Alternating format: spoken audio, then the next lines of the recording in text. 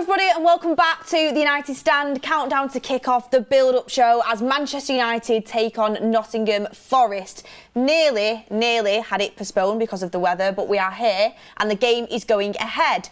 And we've already got some team news in. I've got Sam on the show and I've also got Ricky as well. I mean, first things first, Sam, let's get straight to it. Yeah. Can you give us the team news that you have at this moment in time? I can confirm Marcus Rashford is not starting for Manchester United today against Nottingham Forest. Debut at Old Trafford, however, for Leny Yoro. Exciting stuff. Leny Yoro makes his full Manchester United debut at Old Trafford. I mean, Ricky, you saw a bit of him at Arsenal. Obviously, we know that you were away for that one. You were at the ground. What did you make of Leny Yoro's appearance in that game? He looked pretty good, yeah. I was impressed, to be fair. There was one slack clearance from a dead ball line that never got off the ground and it went straight to one of their players, probably 15 yards outside, 20 yards perhaps outside our box. Other than that, though, you know, dead sound. Yeah, I mean, I know you were unsure on him because Ricky's the type where he exactly. Go on, I'll let you he likes to watch a player in a United shirt before he gets carried away. And you only saw him on pre-season, and that's not really enough to judge a player. So are you looking forward to see his full game today? I'm always looking forward to watching new players play for United, and I obviously always want them to be great players. But just to explain that a little bit more, what you've said about me, I just want to make my own mind up. I do not care to whatever you want to say. You know what I mean? What anybody else has got to say until I've seen a play myself, and I'll see a play myself and I'll make my own mind up. And on quite a few occasions, what everybody else has told me has been completely wrong. I mean, Sam, we also had the news that Marcus Rashford is not starting. That's 2 games in a row where he will have been on the bench, Manchester United's highest paid player. I mean, Ricky, is Ruben Amorim realising that Marcus Rashford isn't maybe giving him what he needs to, and that's why he's on the bench again? Well, he must be doing, I think. I mean, look, let's be fair to all the players. We have got a big squad, and he's got, you know, only 11 can play. I must say that every week. You can only play 11. We're playing with 1 striker. You wouldn't fancy Rashford as a wing back, and to me, he hasn't got the ability to play as a 10. I really don't see where there is a space for him in this team. You know, in that. To be fair, Amorim likes number 10s. He seems to like number 10s who really want to go and help with the press. I'm not saying Marcus is good at that, but he is fit and he is quite quick. Not especially quick, as some people think, but he's quite quick. So he could get involved in all that. But I like a number 10 who's got class on the ball and can, you know, bring. We want to try and get the. I'm sure this is part of his game plan, by the way. Try and get the wing backs in behind. I mean, how many times have we seen Ahmad getting behind already? So that's part of his game plan. Now, I prefer number 10s who are good at that. People like Eriksen, perhaps, like Juan Mata used to be, who look after the ball, see the short passes, and are always looking for them angled passes in behind. I don't think Bruno's great at that. He's looking too much to get the ball in the box himself, rather than getting it to someone who can get it in the box. So, who was we talking about? Oh, Rashford. So I don't see Rashford being good at any of that. And you know, he's behind Bruno in the pecking order when it comes to that sort of football. So I really don't. Obviously, we spoke about him as a number 9 many times. He's no good with his back to goal. He's not good enough in the air. I just don't see a position for him. The only time he was, I wouldn't say he was necessarily worth his position, but when he's played okay and he's scored a few goals, is when he's playing wide on the left in a 4-3-3, and we're not playing like that. I mean, Sam, 2 games in a row, you could call it rotation if it's, you know, 1 game, but 2 games to be on the bench, in my opinion, that's not rotation. That's you just not preferring a player. I mean, what do you make of it? And do you think it could be something to do with his very, extremely poor, you would say, cameo against Arsenal? Yeah, I mean, that's got to have something to do with it, you would assume. And because it's 2 games in a row, and we haven't heard anything to say that he's slightly injured or not fully fit, so you do have to then assume that Amorim has realised that Marcus Rashford isn't somebody that he wants in his, his preferred starting 11, the one that he wants to play week in, week out, because he's had a few games now to rotate, see who he wants to play, the players that continue to play, De Ligt, Mazraoui, Ahmad, they are the ones clearly who he wants in his starting 11 that he can play week in, week out. So you have to then assume that Marcus Rashford isn't one of those players. And then where does that leave Marcus Rashford come the transfer window? Because he won't want to sit on the bench. This is what I mean. And in terms of rotation, Amorim got asked in his press conference if he's close to finding his best 11. He says he thinks he knows it, but obviously he's got to take into consideration how many minutes players can play. Well, Marcus Rashford hasn't started against Arsenal. That's a huge game. Nottingham Forest, I think, it's a game we definitely need to win at Old Trafford, not started. Alejandro Garnacho, on the other hand, started against Arsenal. He's starting again today. Is he really? Yeah. So it's obviously he's already got a preference to Garnacho over Rashford. Garnacho's 20 years old. He's got a future ahead of him, and Amorim can probably, he's not 100% perfect. We've all had our issues with Garnacho in terms of decision making and things he needs to do better, but he's still got time to be coached by the manager who can guide him. Marcus Rashford's 27 years old. He's the highest paid player at the club. If he doesn't make it into the best 11, that's a big problem for Manchester United, and it can't be. I've said it multiple times where you cannot have your highest paid player on the bench week in, week out. I'm not saying he's going to be on there every week, but eventually Amorim's going to start playing a similar 11, you would like to think, in the majority of games.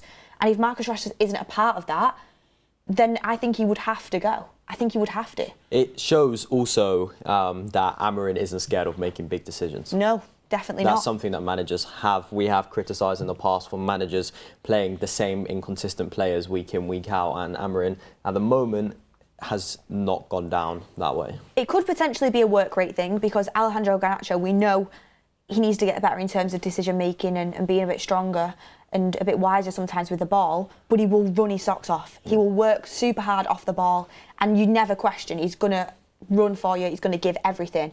Whereas Ruben Amorim got asked about Marcus Rashford, and I thought this was a subtle dig in not having the work rate that he should, Ricky. I mean, in his press conference, he got asked about if he understands why Ten Hag was frustrated with Rashford's inconsistency, and he says he prefers to focus on the whole squad. We have a lot to improve, not just Rashford. So he wasn't singling Rashford out, but then he goes on and says, like I said before, I think the way we sprint backwards and forwards, the way we fight, is something we have to be very clear with the team. This is the first point we have to address, and then the technical and tactical aspect will come later. It's not just Marcus, everybody has to improve. For me, that's... So he's saying it is Marcus. That's saying he isn't running as much as I want him to on the pitch. He's not working hard enough. And this is what Manchester United fans have been saying for such a long time. They said it under Eric Ten Hag. There were some fans out there saying he's been told to conserve his energy and hang on the last defender so he can make runs in behind. And at times, sometimes, players will be told to, hang on the last defender so they can use the pace. But he definitely won't be told to conserve his energy. And you see Salah doing it. You see the best players in the league giving absolutely everything backwards and forwards. And the fans have been saying it for a while now. Ricky, does this give you indication that Amorim's, not going to let anything slide within his team? It doesn't matter who you are. Well, you would think so. Obviously, he's the highest paid player. He's one of the biggest superstars. Well, he's one of the biggest superstars in the Premier League by reputation. To me, he's not a superstar player. He's not good enough to be a superstar player, but he's a superstar by reputation. If you're a superstar by reputation in the Premier League, you're a superstar in world football, really, aren't you? Yeah. How he's got to that level is beyond me, by the way, but that's how he is regarded. And for the manager to leave him out twice in a row, bearing in mind, by the way, and something I'm always banging on about, is I don't care who scores the goals. It doesn't matter who scores the goals. The last time he started, he scored twice. Yeah, now, true. so many fans would think that solidifies your place for a while, wouldn't you? Do you know what I mean? So, obviously it isn't doing. I mean, he said it's about the work rate as of now, and then the technical side will come later. So do you think it is purely based on that, or do you think maybe he might have realised he's not as good as what he is made out to be in terms of the star of Manchester United? You need better players. I mean, Jamie Carragher said it a long time ago, and I agreed with him. Marcus Rashford, if he's your best player, you're not going to be able to compete. Is that what he said? Yeah, that's what he said. He said he thinks he can play for Manchester United. He thinks he can, play within the first team, but he shouldn't be your Mo Salah, your Cole Palmer, your Erling Haaland. He's nowhere near the level of those That's what I'm saying. So we haven't got one of those players. That's what I'm saying. We haven't got a Cole Palmer. I think Ahmad can be up there. He can be, but he's not there. there. Maybe yet. not. Maybe not. But he will be. No, I agree with you. Do you know what, mate? I'm not sure, Sam, really. The way he played against Everton, the way he played against Arsenal when he come on, when he left Zinchenko for dead. And oh, no, I love Ahmad. I think he's a brilliant player. I think we've got a really class player. 100%. No, I agree. But I don't think just yet you can compare him to Palmer and Salah, but he will get there 100%. Fair shout. If he maybe would have been given a bit more game time in the last couple of years. Yeah. if Ten Hag would have picked him, he might be a world star. He might be the world superstar now. Well, this is what I mean. In fact, if Ten Hag would have played him every week, he'd probably be playing for Real Madrid now instead of us, so he might have done us a favour. Well, this is what I mean as well, and this is what I think. It's like, it will have stunted his development a little bit at that age. He's only 22. Not playing him on a regular on a regular basis. Like he did. I know he went out on loan and stuff, but you know he could have been playing way more earlier. But anyway, he's playing now, and that's the main thing. Ronaldo says, because Garnacho and Rashford is not running back, do you think Amorim will find a replacement for them? Garnacho does run back. Rashford doesn't always, which is probably why he's on the bench. I mean, we'll talk about the rest of the team, and Sam, if you get any updates, let us know. Just checking now. I'll be having a look. But Yoro confirmed to start in the back line. I mean, we were speaking about this off air before we went live, Ricky, and get in the comments down below what you guys think as well. I have a feeling it's going to be Yoro on the right-hand side of the defence. We've heard De Ligt might be rotated, but we don't know how accurate that is yet.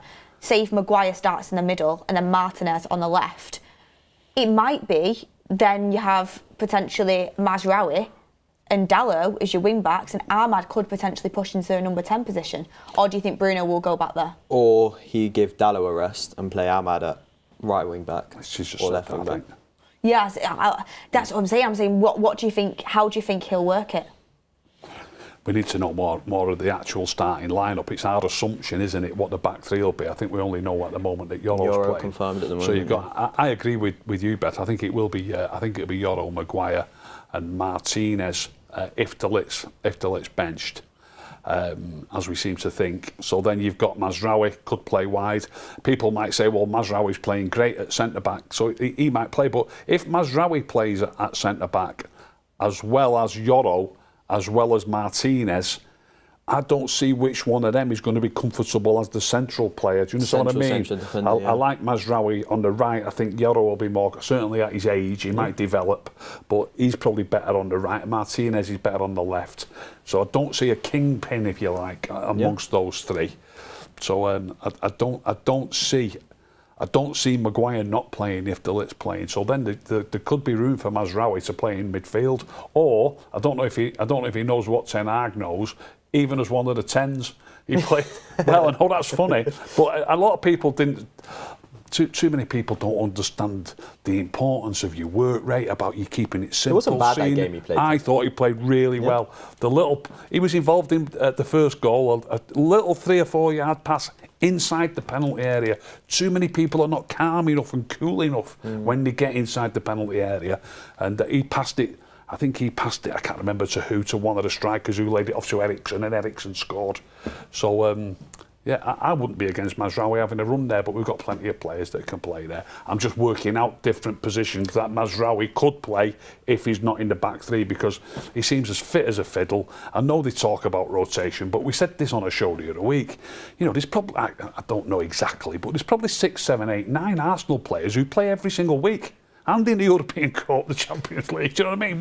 Why have we not got any players that can just play every week? True. I think the back three going forward, I think he will want it to be Yoro, De Ligt and Martinez.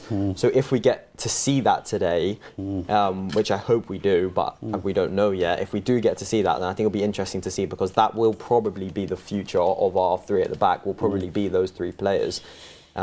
So it'll be exciting and interesting to see which of them plays where in that back three. I mean, we'll go back to the team news in a second, but there has been some quotes coming out from Sir Jim Ratcliffe. He did an interview with the United We Stand, the fanzine that Andy Mitten does. Did he really? Yeah. Yeah, and there's some quotes coming out from that, and as more quotes come out, I'll get them. But it's interesting what he has to say. He says, the club has drifted for a long period of time, a decade or so. Manchester United has become mediocre. It's not elite, and it is supposed to be one of the best football clubs in the world, and that is what it used to be under Sir Alex. There is major change to come to achieve elite level status, but already there's been a huge change at this club.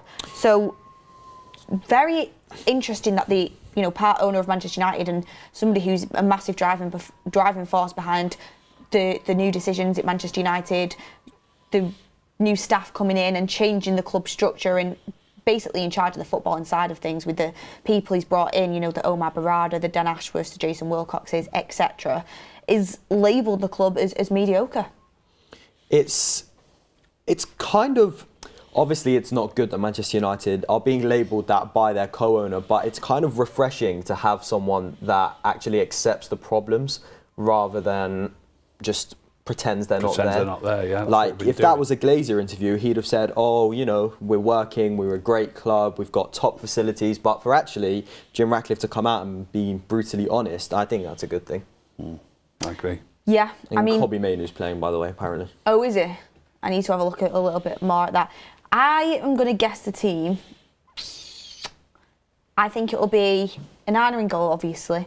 I think it'll be Martinez, Maguire and Yoro as the centre-backs. I reckon it'll be...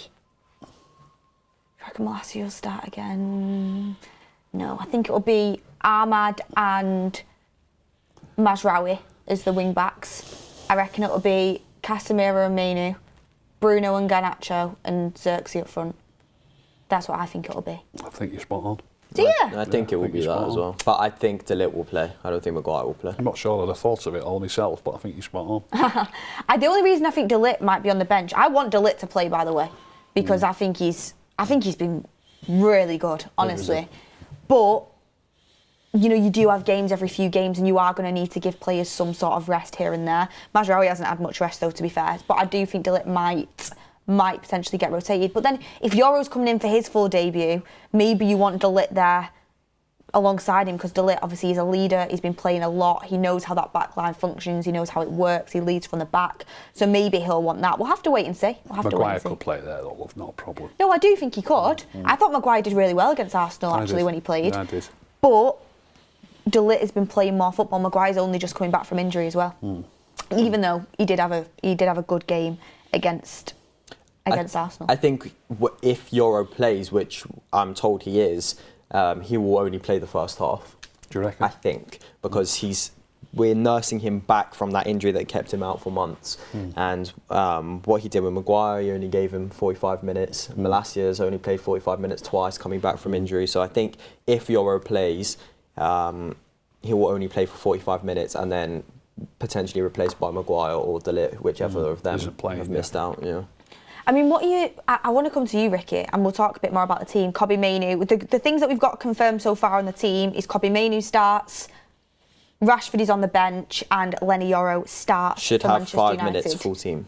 Okay, have the full team in 5 minutes. That's what Sam says. We trust Sam. We trust Sam and what he says, so we'll come back to him in 5 minutes. We'll get the full team. But Ricky, obviously you were away. You were in London. Yeah. Had a few pints, I imagine. Had a good few scoops. That's why I was a bit vague with my answer about the second half, because I had a few at half time as well. But you've watched, I did watch it. You've watched the game back. I have watched it back, yeah. We've spoken because your lovely wife came and did the Christmas tree, and we spoke in the studio.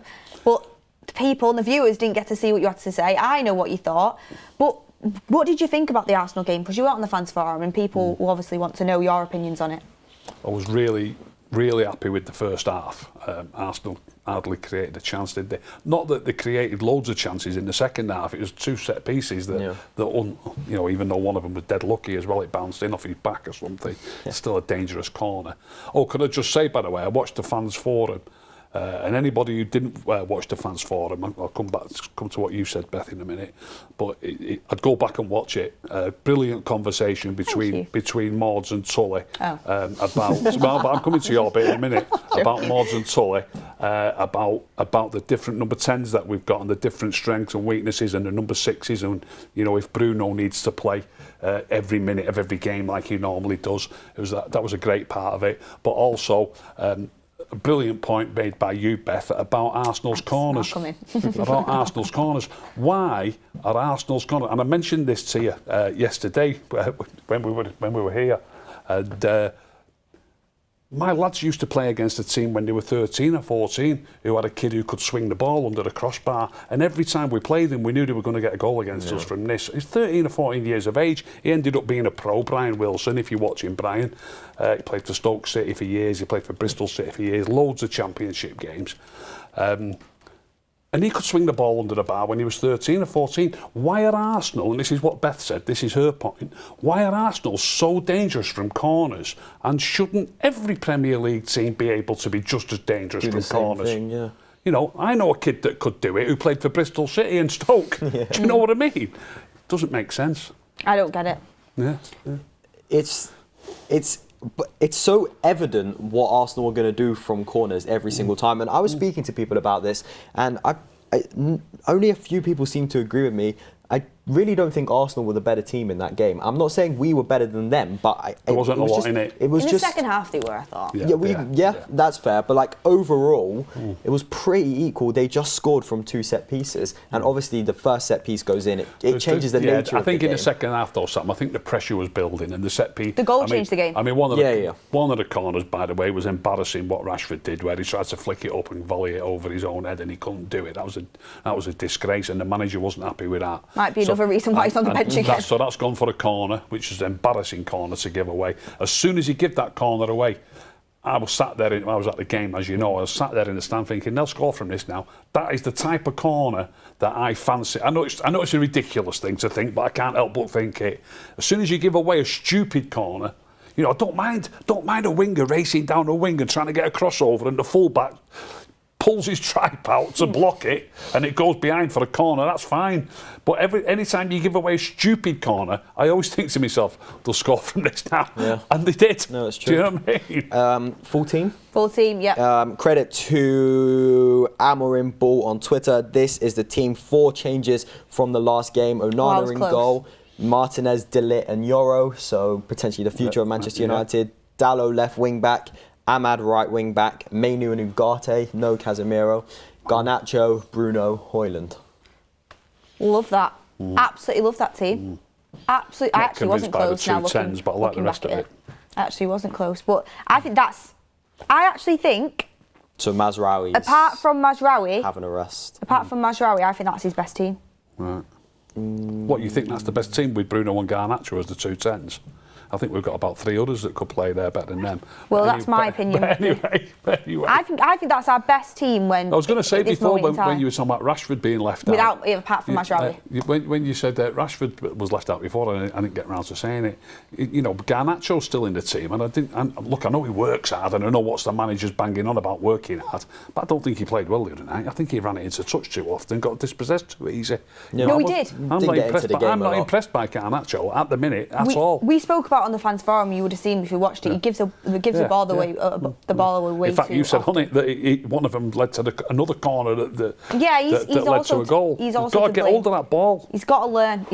But Amorim clearly likes him, and he's putting his trust in him, and he's going again with that. I mean, Sam, what do you make of that 11? I think it's a good 11. I think it's actually less rotation than what we've had in previous games. Only 4 changes from the previous game, which we think is a lot, but it's not a lot compared to what we've had in previous games. I'm excited to see Yoro play. I'm excited to see him make his full debut at Old Trafford, walking out under the lights, in the rain, in the typical Manchester disgusting weather that's going on right now. No Marcus Rashford, Xerxes still on the bench, no room for Casemiro, and Mazraoui gets a rest. So you imagine he'll come on for Yoro at half-time. Yes, that's the way I reckon it'll go on.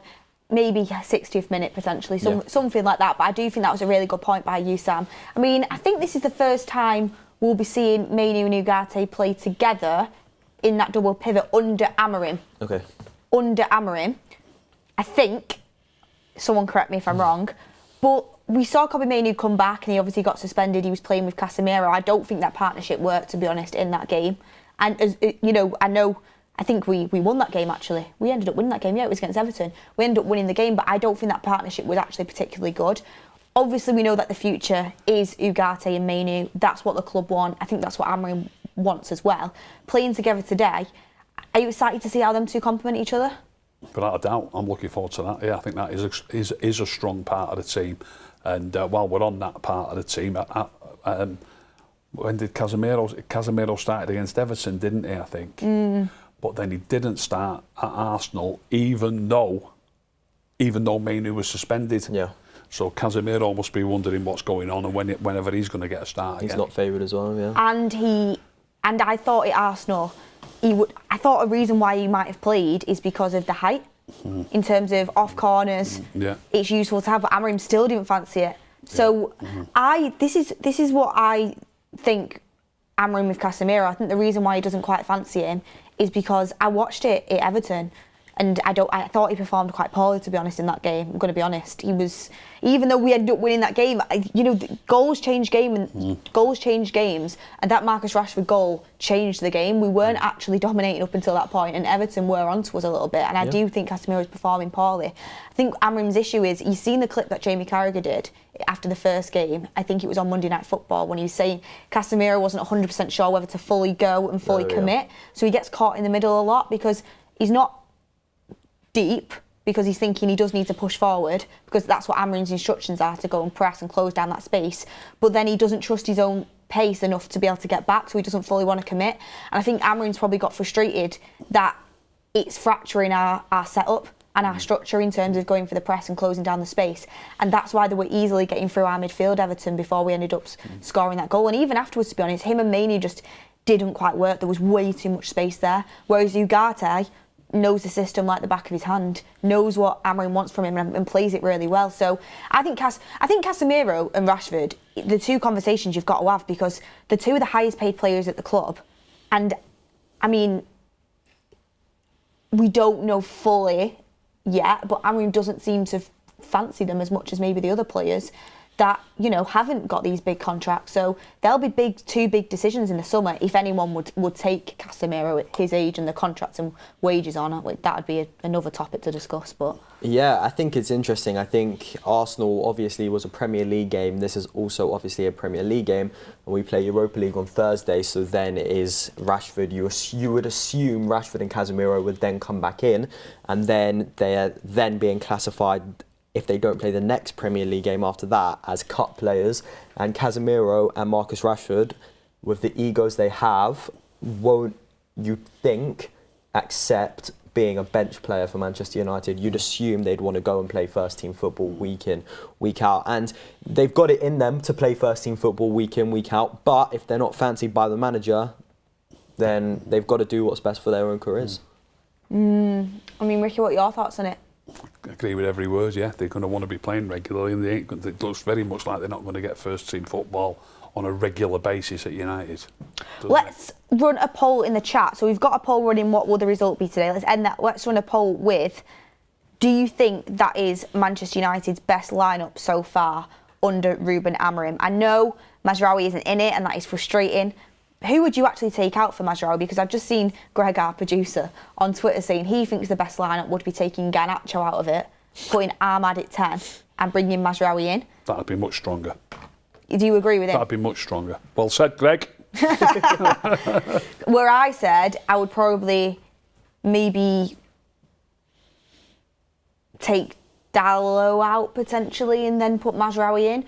But now I'm thinking about it, I actually would love to see Ahmad at 10, and I do think Garnacho is better as an impact player off the bench. So I think I didn't even think about it that way, but Greg made a really good shout there with that one. Stuff, Greg.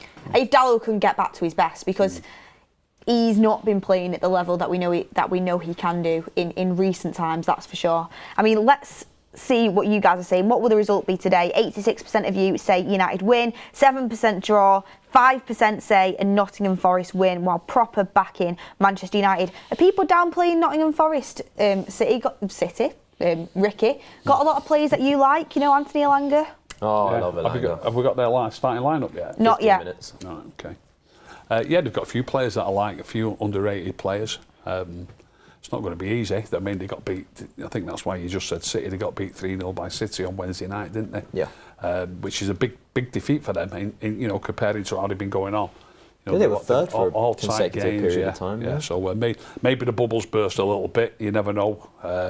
But if he's got them playing like they can play, it's going to be a really tough game. Should be a good one. Should be a good one. I've got some stats to bring in that are very interesting as well. About one Nottingham Forest player in particular. I've got some United player stats that I want to bring into the show too. I mean, let's get a couple of your super chats in as well and get voting on that poll. Jack Mac 17. Thank you very much for your super chat. He says, come on, the Reds. I think Rashford's days are numbered at Manchester United. I said to Ricky off camera the other day, and I don't mind saying it, that I think he'll go in the summer. I think it'll be hard for him to leave in January because no club really buys in January. I mean, we bought Bruno Fernandes in January. I think Enzo joined Chelsea in January. He did, yeah. But He's apart paid from extortionate money. But apart from that, you don't see big transfers happen in January. And also, if you're going to let Rashford go in January, you are going to need a replacement. And then can you find that replacement and bring them out of that club in January is probably just too difficult. Why do you need a replacement, Sam? Do you not think you need a replacement on the bench? Well, then your bench options are limited. Not really. I think we've got players to fill the roles. As I spoke about earlier, I don't see a role for Marcus in the team. So if there isn't a role from him in the team, what are we going to do? Buy a replacement who also hasn't got a role in the team? Oh, yeah, okay. Do you understand what I mean? Yeah, true.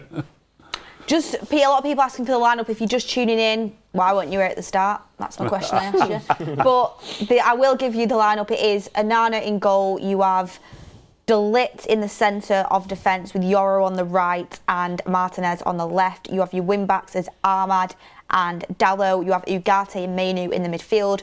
Bruno Fernandes and Alejandro Garnacho just behind the striker, who is Rasmus Højlund. That is your Manchester United lineup, and we'll have the subs soon. Just one point on that quickly. As the games are going on, we're now starting to see who Amorim does prefer, and it looks like he thinks Rashford can't do it. Yeah. He's not 1,000% convinced by Xerxes. Well, Xerxes can do it in the cup, but it looks like Rasmus is his number nine. Number 9, yeah. And he should be. 100%. He absolutely should be. I still think we need a striker. I said it on the show the other day, so I don't want to go on and on and on about it. I've spoken about it so much. We still need a striker. I'm not convinced. I'm not, really? I'm not absolutely convinced, no. Wow. It's all horses for courses. It's only. I mean, you've got short memories. It's only a week ago against Everton that Xerxes was absolutely superb. Got a double, yeah. Yeah, but it's a difference doing it at home to Everton than being able to do it in the big games. But Beth, who's doing it in the big games? We don't. That's what I'm saying. Yeah, I agree. But neither is Højlund. So why? That's what I'm saying. I'm not wrong, am I? That's why I'm saying we need a striker. Oh yeah, I agree. We need a striker. Oh, but I thought you were saying we don't need a striker. I thought you were saying we don't need a striker. No, I don't completely agree that it's necessarily Højlund who's the main man. I'm not absolutely convinced one way or the other. But it's only a week ago that Xerxes played a game. Probably. I mean, you might remind me of one, but I can't think of a game where Højlund played better than that in all the time he's been here. Xerxes was class last week. He was good. It's only a week ago. Yeah. Oh, I thought you were saying I don't agree with you that we need a striker. You were saying you don't agree with me that Rasmus is the best 9 option. Yeah, I'm not saying he's not. He's got different strengths. I'm just not convinced. You seem to be convinced that Højlund's the best. I'm not convinced, that's all. I think eventually Højlund will be the best option. Xerxes did show a bit of promise against Everton. I'm still not 100% sold, to be honest with you. But what I will say is Xerxes has scored more goals in the Prem than Højlund so far this season. And this time last year, Højlund didn't have a goal in the Premier League. Xerxes has 3.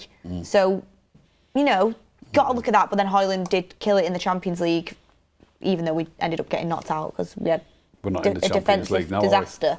But yeah, it's something to think about. Get in the comments down below. Who would you prefer? I think Højlund would be. I mean, I know Højlund is my number 1 pick, but I still think we need a striker 100%. I want to get into a topic that we've been wanting to bring up on the show for a while, but let me get these super chats in. Who's your favourite striker at United at the moment? Rasmus. Rasmus, yeah. 5 Cantona says they'll be scared of the wind and the rain tonight. Nick James says, when will we see more of Collier and Armas? Honestly, Collier's injured, I'm pretty sure. Yeah, I think he'll go on loan in January. Armas doesn't seem to be in and around it at the moment, so Rude wants to bring Collier in January to Leicester. That'd be good experience for him, Premier League experience. I think that'd be a good loan. Bip says people seem to forget Mazraoui's injury history. Does he have a big injury history? I didn't think he did. I know he's had injuries in the past, but I don't think he's necessarily been injury prone. But I think it is good to give players a bit of rest. Mazraoui has been literally run into the ground over recent times. So he'll come on at half time, 100%. Maguire might come on for Euro, though. Yeah. Potentially, we'll see. I mean, in terms of the wing-backs, one big area is left wing-back. We know Ruben Amorim wants one. We know that is something that needs to be addressed. And the reason I'm bringing it up is we know that Dalot plays there tonight. Malacia played there last game against Arsenal. I mean, Ricky, what did you think about Malacia's performance at Arsenal? And in terms of a left wing back, you've scouted one for us, haven't you? Well, I've mentioned him a few times on the show over the years, and I'm still not that Brighton are not, they're not a massive club, but they're certainly a good club, and they're certainly doing well, aren't they? They're always around the top 6, 7 or 8. They're a little bit higher than us most of the time at a minute, but Mitoma on the left for me. He's absolutely superb, and he's been in the Premier League now for 2 or 3 or 4 seasons, 3 seasons I would say at least. And I'm staggered that one of the absolutely massive clubs haven't been in for him. Now, when I did mention this to someone, I can't remember who it was. I think it might have been Tully. He said you won't get him cheap from Brighton. They do stick out for for big money. So maybe I was thinking along the lines of, I don't know. Maybe I think he's 27, 28. I was thinking 30 to 40 million. Probably be his price tag. But if we could get him for that, I would say he'd be a snip, and he'd be my favourite go-to guy for. I absolutely love him. I think he's class. So Mitoma. Got quite a few comments agreeing with you, Ricky. Right. And it's a winger. He's a winger who can play at wing back. His work rate is another one of those players that I love, who it comes natural to him. Yeah. The manager's spoken about having to work with the players, and did he name names? Certainly Rashford. I think Garnacho to start with, about getting them to work back properly. It's natural to a proper winger. It's natural to do it, and Mitoma, it's just natural. Thoughts on that, Sam? Yeah, Mitoma's a serious player. I have him in my FPL. I would not be against that at all. I think you're right. If you can get him around the 30 million mark, it's probably a steal. Mitoma, heard it here first from Ricky. To be fair, Mitoma's been tearing up the Premier League for a couple of seasons now. I am surprised that no one's tried to go for him, I'm amazed. Because, Caicedo's gone from Brighton. I've never even seen him linked with anyone else. Yeah, I know he's not the youngest. How old is he? 27, I think. 27, so he's not old though. No, it's a good age. I am really surprised that no one's gone in for him. So someone just said he's old. 27, he's not old. That's a good age to have in your squad. So I think we bought Mazraoui at about 27, didn't we? That's a great age to bring a player in, I think. Obviously, you do have to look for younger players as well, but if you're wanting someone to start now and bring that, be a certified starter for you, I think 27 is a good age. So, yeah, I mean, Mitoma, I wanted to bring it in because I know you wanted to speak about it. Yeah, but I just think he's a fantastic player. He runs well with the ball. He looks like he's got great balance. He can beat a man like he's not there, but he plays with his head up and looks for the short passes. And then, like I say, his defensive work, I think he'd be superb for us in this style that the manager wants to play. When you have the bench, Sam, will you bring that in for me? I think it's 4 minutes away, aren't we? Yeah, 4:15. From the bench. So I mean, just checking got a quote here from Sergeant Ratcliffe on the ticket prices. Thought I'd bring it in because I know a lot of people that watch from all over the world, and you'd probably want to come over, come and watch a game, and maybe if you're just buying a one-off ticket, this is something, it affects a lot of Manchester United fans. He's spoken in the fanzine that we were talking about earlier, the United We Stand fanzine, and he said on the ticket prices increasing, he understands that obviously people are frustrated. I don't want to be in a situation where the home fans can't afford to come, but I also want to make the most of the ticket sales. You have to find a balance, and you can't be popular all the time. Here we're talking about 3% of tickets affected by the increase. I don't think it makes sense that a Manchester United ticket should cost less than a Fulham ticket. He's right. Yeah, he's right. He's right with what he said at the end. The Manchester United ticket should not cost less than a Fulham ticket, but it has to be affordable. Manchester United, for the first time in however long I can remember, yesterday were tweeting and saying there are still tickets available for tomorrow's game against Nottingham Forest. That's mad because Old Trafford is normally sold out. It's normally mega hard to try and get a ticket. But they were promoting it and saying, like, look, we've got tickets, you need to buy them, which is mad. So yes, he's right, it is only 3% of them that are £66. But if you're going to take your kid say he's 5 years old and you're taking him to his first game at Old Trafford, you're going to pay £66 to take him in. It doesn't seem right. I tell you what, he says, you know, a Manchester United ticket shouldn't cost less than a Fulham ticket. First of all, we're in Manchester, not in London. You know, things are a bit cheaper up here. And second of all, start playing better football then, because Fulham probably be more entertaining within like the last couple of years. Telling you, sometimes I've been to Old Trafford in the last few years, and I thought, Jesus, what am I paying my season ticket for? Having to watch this. Obviously, you go no matter what because you love the club. And I get it, you know, for an adult, if it was 66 quid, like, it's still a bit expensive, but it's understandable. For a 5-year-old, it's ridiculous. Yeah. But Ricky, what do you want to say? 2 good points, but there's another point as well. Old Trafford holds 76,000. What does Craven Cottage hold? 30, 32, 34, something like that. True. When you've got 76,000 items to sell, they should be cheaper than when you've only got 32,000 or very good point. You know what I mean? I think I'm going to be honest. I think that quote's a little bit out of touch. I'm going to be honest. And you know, I like Sir Jim Ratcliffe, and I like the changes he's trying to implement in Manchester United. But I don't agree with the ticket prices, and I think that quote's a bit out of touch. You know, you can't compare Manchester United to Fulham. You can't do that. It's very different, and it's just a different kettle of fish. But anyway, that is Sir Jim Ratcliffe's quote on the ticket prices. Let me know what you think about that. A lot of people asking if the game is called off still. It's not, obviously. It's not called off. See if Old Trafford survives the wind and the rain. Yeah, the game's on at 10 a.m. United told the United stand and the press, they said the game is going ahead as planned, and throughout the day the club consulted with the relevant authorities, and everyone seems to think that it's safe and the game will be played. Well, let me know the subs when you've got them in. We've got a super chat here from Sirabar saying Mazraoui has played almost every minute of every game so far. Good that he's getting some rest. Don't get why Garnacho is starting. Hope he proves me wrong. So, the lineup is as we said. Marcus Rashford isn't playing. The lineup is completely what we said. The bench is Bayindir, Maguire, Malacia, Mazraoui, Casemiro, Eriksen, Mount, Rashford, Xerxes, which means there is no space at all for Anthony in the Manchester United matchday squad. Where does that leave his future is another one. Because he's fit, isn't he? To talk about. But nothing has been said that he's injured. It might come out that he's got a knock, but Anthony is not in the Manchester United matchday squad. Lindelof isn't back yet. Well, Eriksen was left out the other week, just because there wasn't any space for him, and Anthony was on the bench that day. Now Anthony's left out and Eriksen's back on the bench. So, you know, you can see what players Ruben Amorim fancies and favours. It's weird because Eriksen started Amorim's first game and he's not... He's literally not fancied him at all since then. But yeah, starting 11 was bang on, so thank you very much, Sam, for that team news, and then obviously Amorim Ball as well. And the substitutes bench is there for you. You've got the bench that Sam just read out. So yeah, that is the team for Manchester United. A lot of comments, Ricky, on Alejandro Garnacho. He's receiving a lot of criticism. He did in that Arsenal game, has over the last couple of weeks.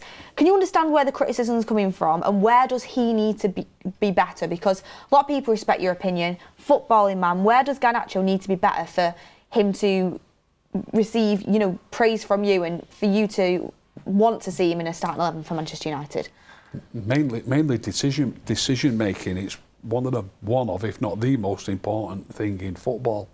You know, constantly trying to take a man on and losing the ball when maybe you could just pass it, but sometimes passing it too late or passing it too early. Just decision making generally.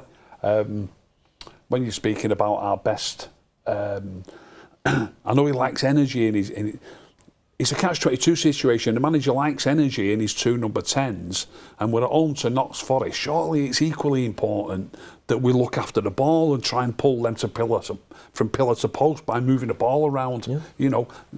You know, people, quite a lot of people were laughing at me about Eriksen, but when he was in the team, quite a lot of people were saying to me, he's our best player. Do you know what I mean? And since this new man's coming, he's not getting a look in. I would give Eriksen a chance there, and certainly in a home game. No disrespect to Forest, but we're still Manchester United. We still think that we should be, you know, taking these teams, you know, taking the game to these teams. And I believe we'd take the game to Nottingham Forest if we had a player like Eriksen. Is Mason Mount on the bench, by the way? He's fit? Yeah. Mount I would have there. Mason Mount or Christian Eriksen in Garnacho's place, without any doubt. I think Mount will reason be there when he's fully fit. I think the reason why Mount isn't starting is just purely because I think with his injury record, it's just about keeping him fit. And he started against Arsenal, and he was doing a lot of work. Well, I'd start Eriksen and give Mount half an hour. I don't think there's enough legs there.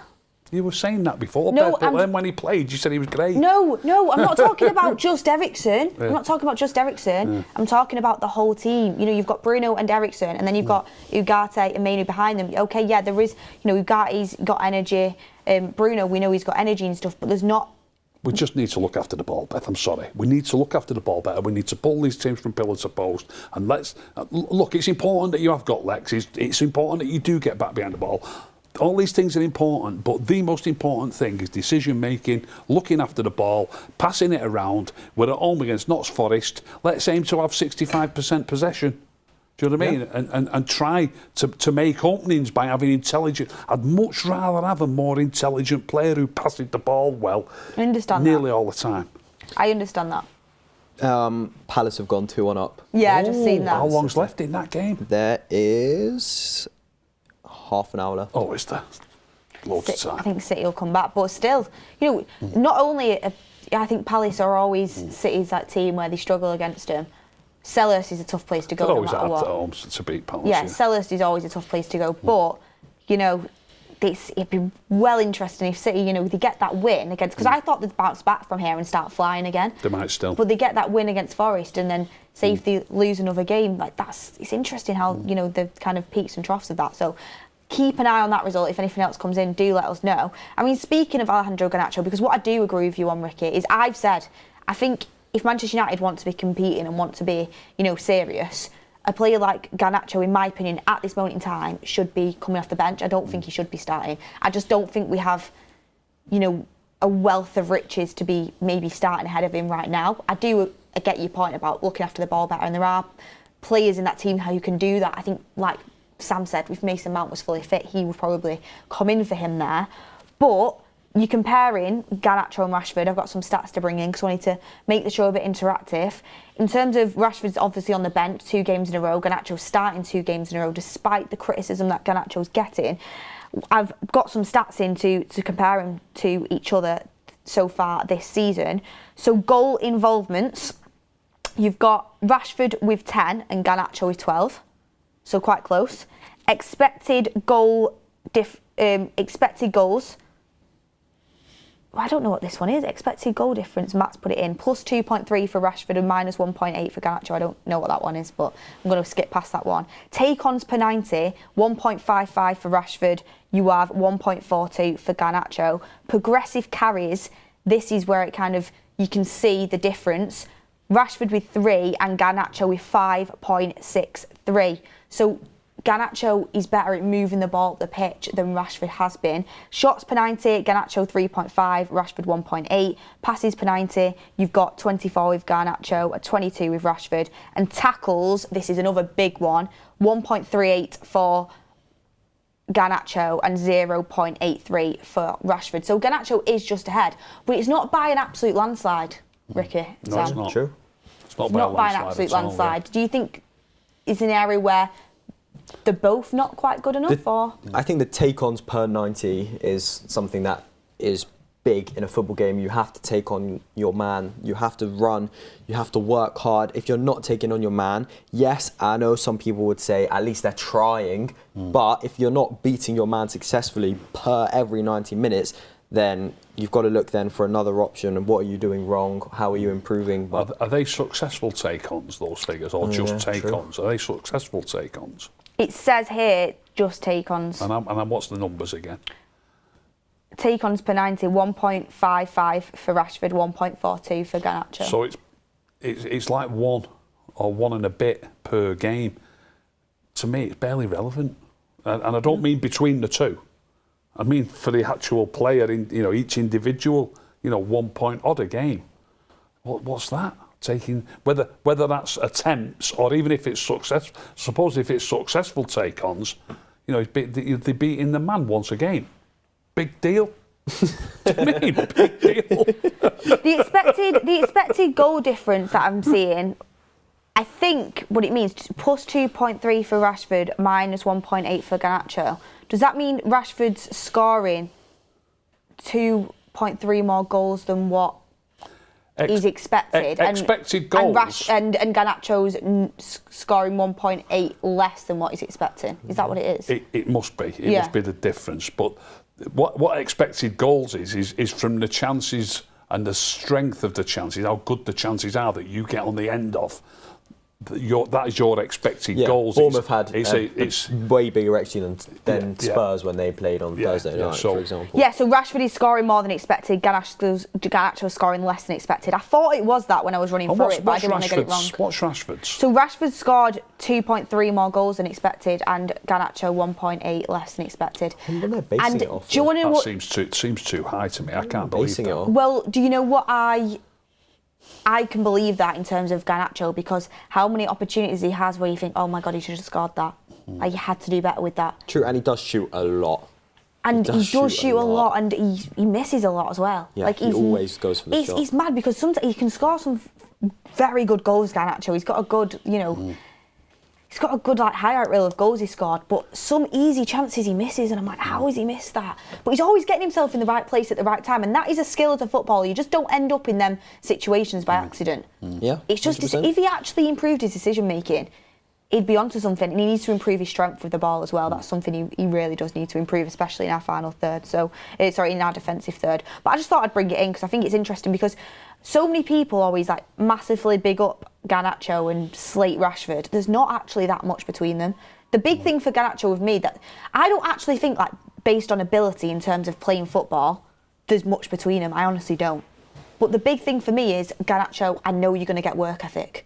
I know he's going to work hard. That's why I would prefer him to Rashford. That's the only difference.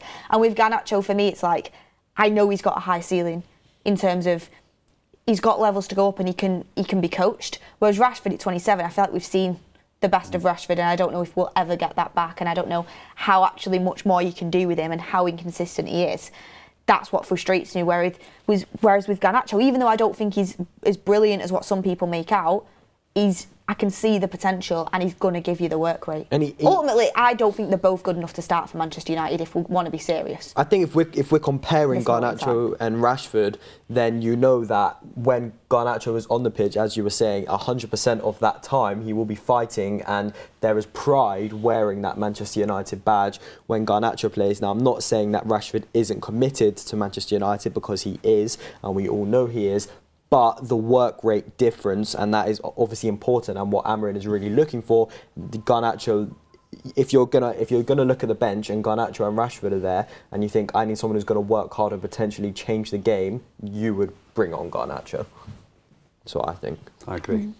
Harry McQuire says, hopefully I can start today and be captain. Well, you're not doing. You've got Marcus saying, I'd like to compare Rashford's distance covered to Garnacho's distance covered. That is a good one. I'll try and find that actually. Noah Lalabiti says, Ricky, has Bruno not been much better with the ball retention since Amorim came in? You can't deny that. He's clearly been given instructions to calm down. I've seen stats about that. In the last 3 or 4 games, he's only given the ball away something like 8 or 9 times a game, compared to it regularly used to be 18 or 19 times a game. So there's a big difference. Well, you weren't saying that on your Instagram this morning, Ricky. No, I'm not. Well, that's just one incident. But I'm still not a big fan. But at the same time, if he has been told to do that, and it's credit to him if he is working on it and thinking about it. Vinny Red One says at some point he'll have to sacrifice one of the Portuguese. I don't know why you would have to do that. Carlos Lane says, I would rather have Mount over Garnacho. Well, let's run a poll, because I've been doing United's best lineup so far under Amorim. We've got 75% say yes, 25% say no. I think the 25% probably would rather have Mazraoui in there, which I completely get. But I do think it is a very strong lineup. Wish Mazraoui is in there, but he does need some rest. Now I want to run a poll on, would you rather have Garnacho or Mount in that spot in the starting 11? Because I'd be interested to see people's opinions. Because I know the United Stand community really do back Garnacho and like Garnacho. When you criticise him, like, people aren't very happy with it. But I would like to know your thoughts, because would you rather have Mount in Garnacho? I think Mason Mount is a serious football player when he's fit. It was pointed out to me the other day by a Chelsea fan. Mason Mount knows this back five system like the back of his hand. Tuchel played it at Chelsea, and Mount was obviously very successful at Chelsea. That's why we bought him to Manchester United.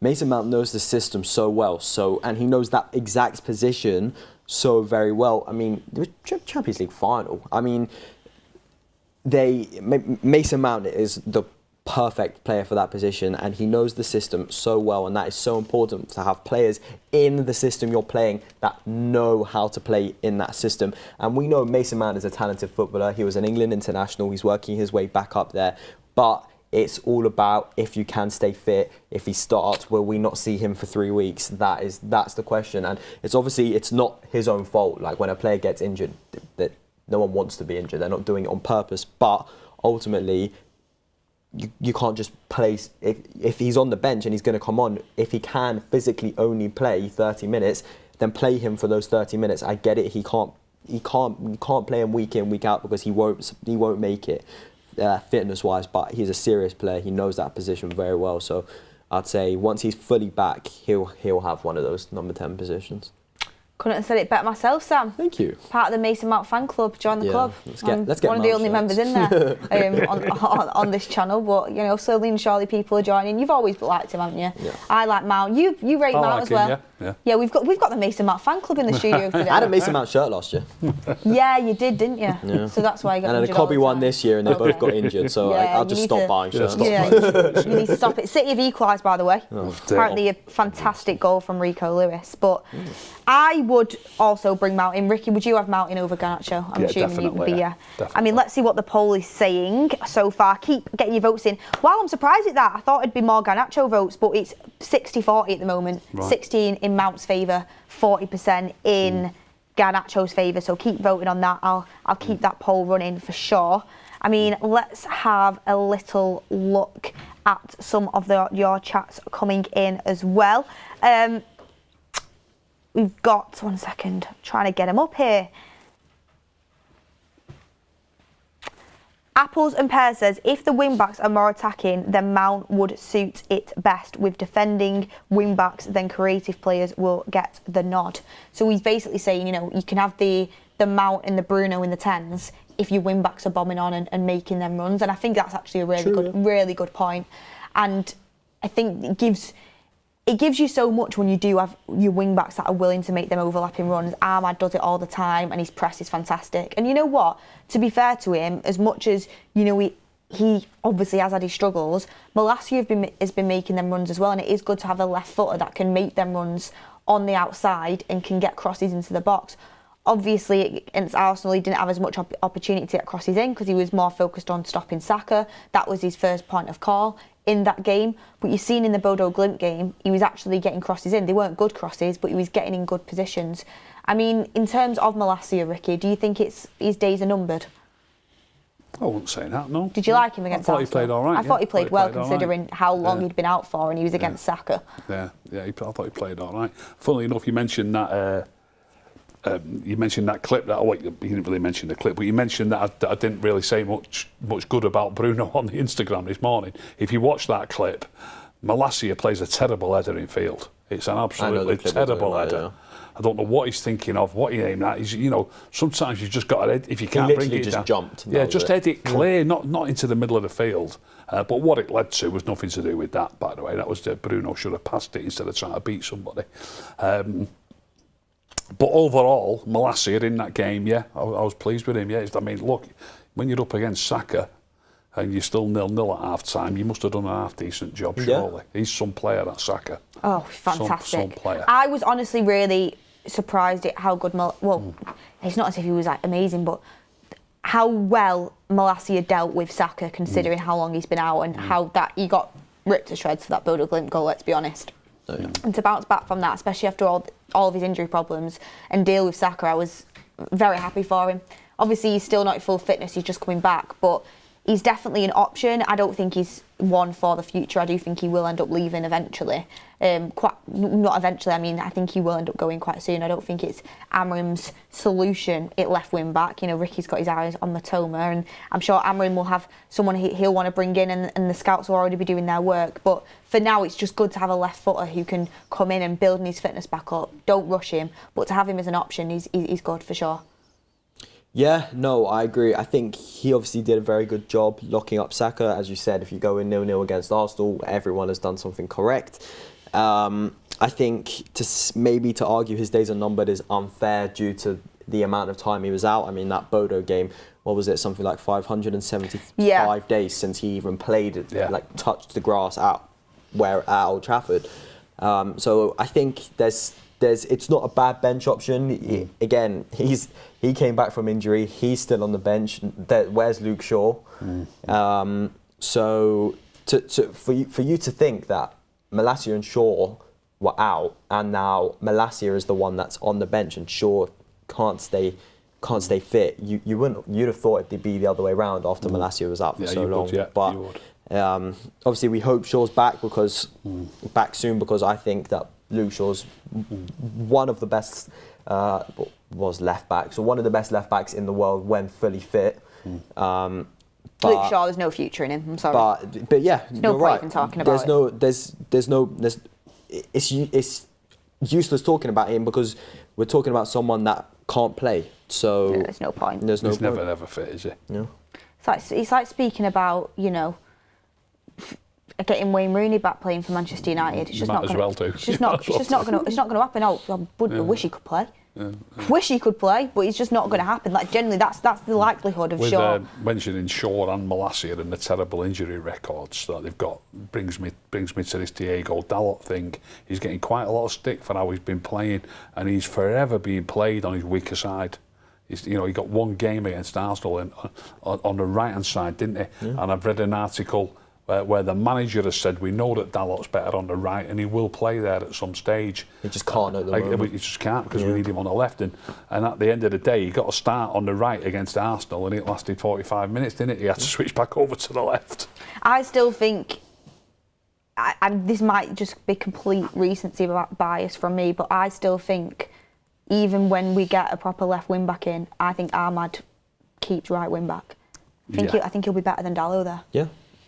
Ahmad's fantastic. I think Ahmad sticks there, and I know people say, "Oh, we might play in the 10. He might play in the 10." He's never used him there. It's very unlikely. That's what he would have done it already. Yeah. He would have done it already. I think he will probably at some point in his Manchester United career under Amorim, but I don't think Amorim is planning for that to be Ahmad's role in the future. I think he's planning Ahmad his right wing back straight from the off. And so as much as Dalot might be better on the right, I don't think in his best lineup he'll be in there no matter what, because Ahmad's going to get it. So that'll be interesting to see how it plays out. What I would say is, what does really interest me, and I think this is probably one of the biggest clues we've had yet, is Amorim hinting in his press conference that he knows his best lineup, saying he knows his best 11, and then he doesn't rotate anywhere near as much he has been doing for this game. And when he desperately needs a win, let's be real. I know it's all about performance, and that's what we've been talking about, but what is it, 4 points in his first 3 games? Like, he's going to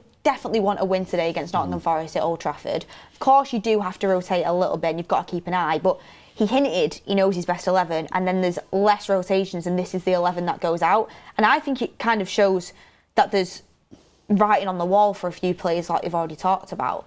I mean, Xerxes scored 2 goals, and now you've played Højlund 2 games in a row. You know, Garnacho's been played 2 games in a row.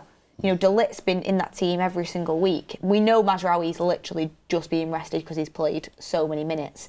Kobbie Mainoo and Ugarte, and he even speaks about Ugarte needing time to recover. And he's still playing. More time to recover. He's still playing. Casemiro's not been seen in 2 games. So I do think the writing is on the wall for a few players, and they're really going to have to book their ideas up, or they might not have a future in this team. I think Casemiro and Rashford are huge ones that you can kind of point out from that. Yeah. I really do. Because he's saying that you know your best team and then not really making many rotations.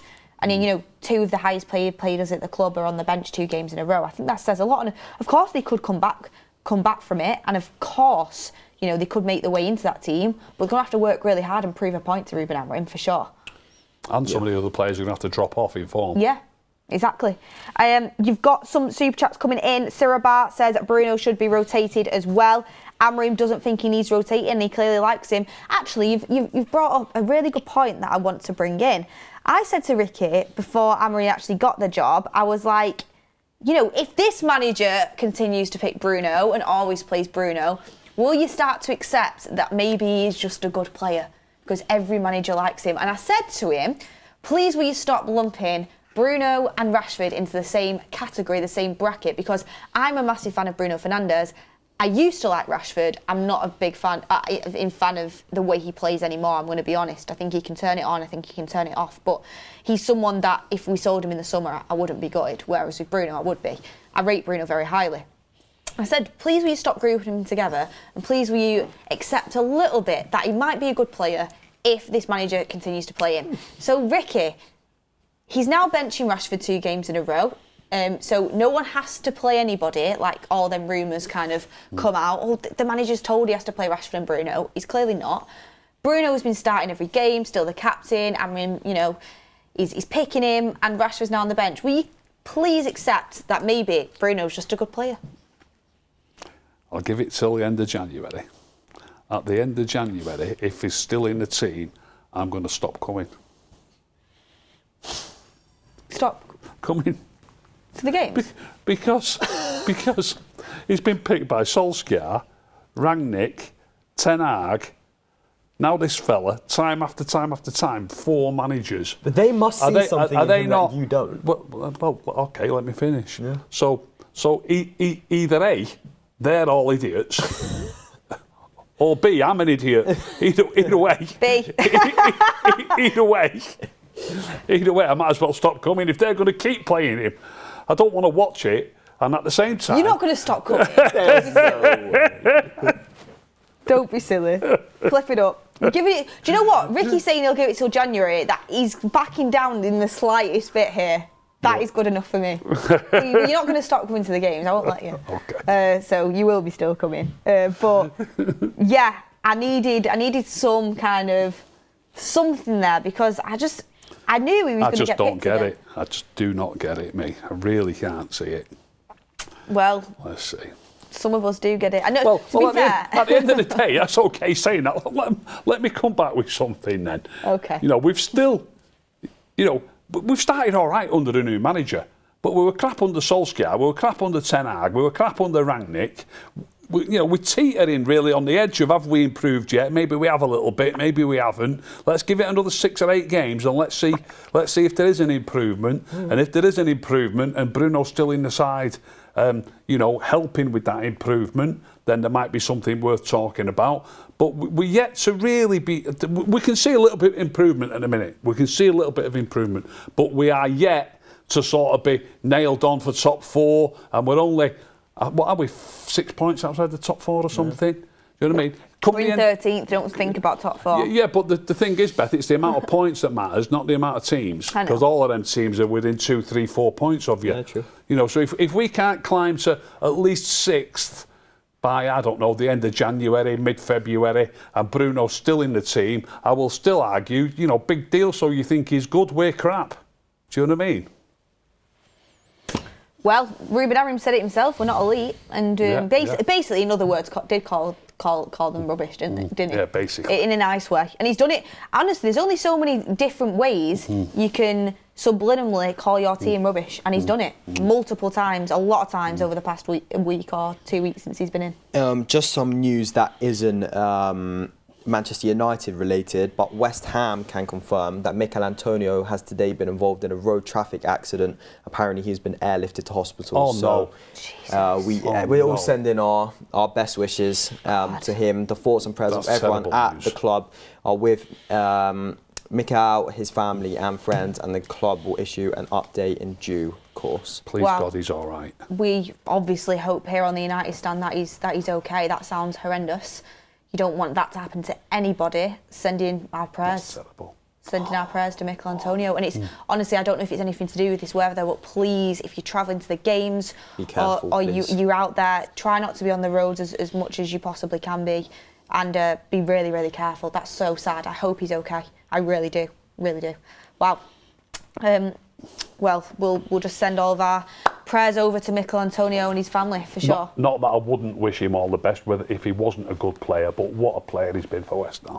True. I think he's a fantastic player, Michail Antonio. I don't know if you remember, Sam. I remember him playing right fullback in his early I days. remember. He played right fullback a lot, He's in my right FPL. wing a lot, and it was to me. Obviously, I can remember a lot further back than any of you two, but to me, it doesn't seem like 5 minutes that he's been playing at centre forward, and he's fantastic at centre forward as well. Player. Obviously, not just because he's a good player, but please God, I hope he's all right.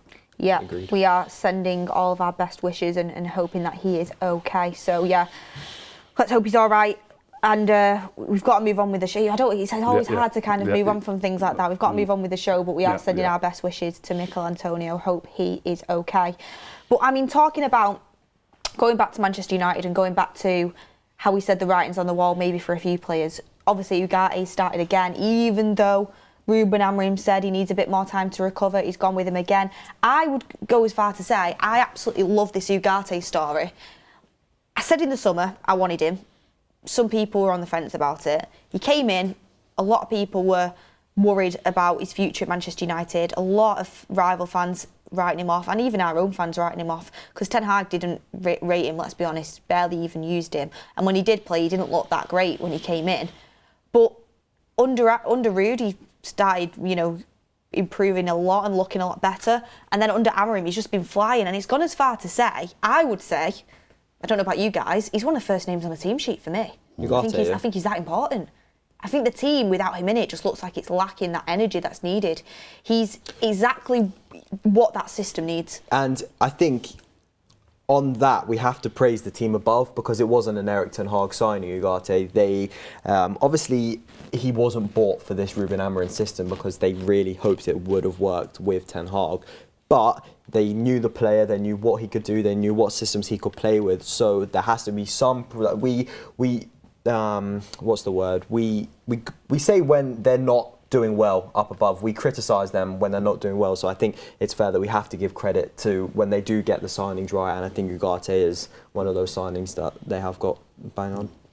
2-2 between City and Palace, and Rico Lewis has just been given a red card. Oh, was he really? Come on, Palace. How long's left in that game now?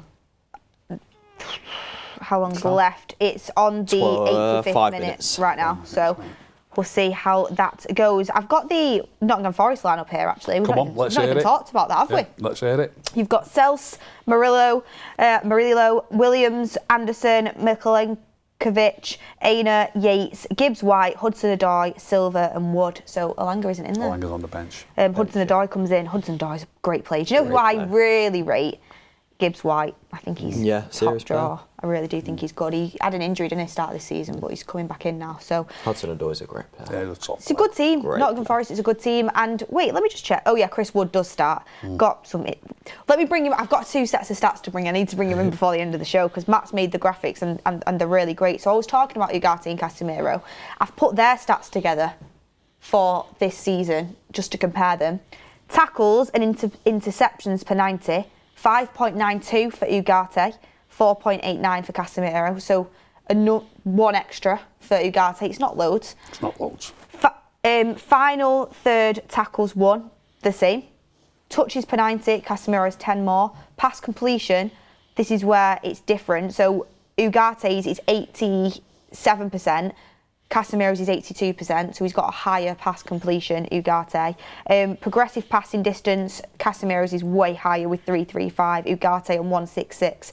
Progressive carries, Ugarte beats Casemiro on that with 89.72 for Casemiro. And aerial dual win rate, Casemiro with 65%, Ugarte with 47%. So it's not absolute landslides, and this is why you can't. That's why you can't go off stats. You need to go off the eye test. That's what I was about to say. I said I don't believe in stats. In nearly all those stats, it sounds to me like on about half of them Ugarte's in front, and on about half of them Casemiro's in front. You can't and base not by anything much in off most stats. of them. Yeah. The Arsenal fan I was speaking to about the game sent me loads of stats, and I said, it doesn't matter. Like, stats don't matter. What matters is what you see. You could have all the stats in the world, but if it doesn't link up to what 90% of everyone sees on the pitch, then what's the point in them? You're not going to pick your 11 off stats, are you? No. This is an interesting comment that Matt sent me. So our Matt, you know Matt in the United Stand, graphics, and does loads more than that. He said that the first two stats for Casemiro and Ugarte for each player are in the top 10% of midfielders in the top 5 leagues last season. Ugarte is in the top 1% for tackles and interceptions per 90. Ugarte is a much better player on the ball, but Casemiro has a better passing range. So a nice little summary there from Matt, and I think he sums it up well. Obviously, you can't go off completely off stats, but what Ugarte is good at is winning the ball back, getting about the pitch, and just simple pass. And that's what this team needs, simplicity. And Ugarte brings that simplicity. He makes everybody else look better because he just does the simple stuff, and he does it really well. Yeah. And that's what you need. Casemiro's can be sloppy on the ball at times, and yeah, he can pull off a wonder pass. We've seen him pull off some fantastic passes. It's good, and he can score some great goals as well. But ultimately, when you're talking over the course of 90 minutes, Ugarte is going to do more for you because he's just better all round for the team. Yeah. Over the course of, a 90 minutes. So you can trust him more than you can trust Casemiro. Certainly looks like he looks like he gets around the park easier, doesn't it? That's one of the main things. Also, in terms of, obviously, Chris Wood starting for Nottingham Forest, who's having a fantastic season. I got Matt to compare Chris Wood and Rasmus Højlund. Interesting this, Rasmus Højlund is in the bottom 1% for all forwards in the top 5 leagues for shots per 90, but he's in the top 1% for goal conversion. Top 1%? 1%? Højlund is also in the bottom 10% for touches in the box. I think you have to take into consideration, I think it was at the beginning of this season that Rasmus wasn't fully fit, that he had an injury, and also that he is being rotated in some games. So I think that's, again, another reason why stats are hard to judge. But top 1% for conversion is fantastic. I agree with you. You can't just go off stats. And as you said, you can't pick your team off stats. You shouldn't really be picked between two players off stats. You need to watch and play. But they are interesting. They're interesting 100%. To look at, interesting 100%. To consider. Well, the fact that he's in the bottom 10% for touches in the box, he needs to be getting himself in the box a bit more, I think, and his movement and stuff needs to improve. Can I just say something? Go on. It's a really damning indictment either of him or of United or of both, because when you say he's in the bottom 10% for touches in the top 5 leagues, imagine how many strikers in each league are playing in the bottom 4, 5, 6, 7 teams in their league. If you say the bottom 6 and there's 5 top leagues, there's 30 teams who are in the bottom 6 and obviously not doing much attacking, not getting the ball in the opposition's box much, and yet our striker is in the bottom 10% for touches in the box. And I take it's per 90, by the way, so it doesn't really matter. It only matters a tiny bit that he's getting rotated a lot, because obviously if you play more, you'll get into it more. Yeah, sure. But at the same time, you can only really go off per touches per 90, can't you? That's the only fair way of looking at it. And for him to be in the bottom 10% when you've got all them strikers that are playing for relatively poor teams, I think it's an indictment of United rather than the striker, really. Yeah, I think it does reflect badly on United as well, doesn't it? I mean, in terms of him compared to Chris Wood, who is Nottingham Forest's striker, he's been having a cracking season. Manchester United striker should be outperforming Nottingham Forest striker. It just should be happening. I know Højlund's had an injury, but it's mad where we are in terms of what's going on here. But goals this season, Chris Wood has 9, Rasmus has 4. Shots per 90, 2.2 for Chris Wood, 1.4 for Rasmus. Goal conversion rate, 40% for Rasmus, 30% for Chris Wood. So he has got a higher conversion rate. Touches in the box per 90, this is the difference. 5.63 for Wood, 3.1 for Højlund. Aerial duel win rate, 43% for Wood, 32% for Højlund. Passes received per 90, 20 for Wood, 18 for Højlund. So very similar. Not much difference. And carry distance per 90, 84 for Rasmus, 48 for Chris Wood. So Chris Wood is, that typical in the box striker, fox target in the box, forward. Target man. But in terms of the passes they're receiving, they are quite similar. Højlund's obviously conversion rate is high, but he needs to be getting himself in the box more. And I think that, again, obviously Manchester United need to provide him with more service. That is obvious. But I've said There's it. no point in running in the box if we're not up I know, there in the box. exactly. You can only run in the box when we're there. We need to provide more service. I've said that, but two things can coexist at the same time. We need to provide him with more service, but I do think he needs to improve his positioning as well. As well as both things need to happen. I mean, this is a good opportunity for him at home. You know, Xerxes got his 2 goals in the Everton game, mainly due to Ahmad. Let's be honest. Yeah. I know he did, to be fair, Xerxes actually did play well in that game, and he set up Rashford's second goal as well, didn't he, with that fantastic turn and pass. But Rasmus will be looking at this game thinking, you know, I got the Arsenal away at the Emirates. That was a tough job. Xerxes had Everton at home, which obviously still, you know, we were under the cosh a little bit in the first 30 minutes, but Xerxes had the opportunity to get them 2 goals. Rasmus will be looking at this game thinking, you know, I can get my goals here, won't he? I mean, is this his opportunity to, you know, start getting his scoring going in the Premier League? Yeah, 100%. And he has proved that he can do it. He can score goals. He can provide those moments of magic that you need from your number 9. And let's hope today that he scores a brace would be nice. But yeah, we don't know what we're going to against Everton. A lot of our play went through Xerxes. I'm not going to suggest that the goals came through him, but one of them definitely. He played a fantastic ball to Ahmad, you know, on the turn in his own half, and I think was he the one who got on the end of it and scored? I think he was. And Ahmad ran up the park and squared it back to him, and he scored. So a lot of the play came through Xerxes, and I said earlier that he played really well against Everton. So this is bringing me to something that I mentioned before. You know, people who talk about goals, because I'm always having people saying to me, look at him, how good he is, he scored twice, or he scored once sometimes, look how great he was, he scored a good goal. But it's just reminding me, because I mentioned earlier that Rashford scored twice against Everton, and now he's been on the bench for 2 games in a row. But Xerxes scored twice as well, and he's been on the bench for 2 games in a row. So 2 lads scored 2 goals each and haven't had a start since. Yeah. Amazing, really. Amazing. Ruben Amorim has his way. Got some super chats in. Nick W says, Ricky, you aren't fooling anyone, regardless of Bruno. Christian says, do you think the back 3, despite being unfamiliar with playing together, can dominate from set pieces from the get-go? I don't know how you can. The answer is how are we ever going to know until we see them play soon? Well, you know, De Ligt is pretty good. De Ligt, yeah. And Yoro Martinez is tall. We've not fully seen loads of him yet, but we'd like to think I think he's so. taller than Xerxes. Martinez, even though he's small, does win quite a few headers, to be fair to him. You have Sarah Barr saying Bruno should be rotated as well. Sean Turner, thank you for your super chat. He says, you can't compare the Arsenal game versus Bodo. We was compact against Arsenal and attacking against Bodo. Saka would have killed Malacia if we attacked. He is back up at best. And that's a good point in terms of the way that we play. Does obviously change the outcome and make things easier for Malacia, but it still is a tough job, even if you're playing compact or you're playing defensive. It's still a tough job to go up against Saka by any means. Without a doubt. Shane Gates says, I appreciate Amorim's bravery in not playing Rashford. Big call, but the right one in my opinion right now. Ben Niblet says, we need Alphonso Davies on a free transfer in the summer.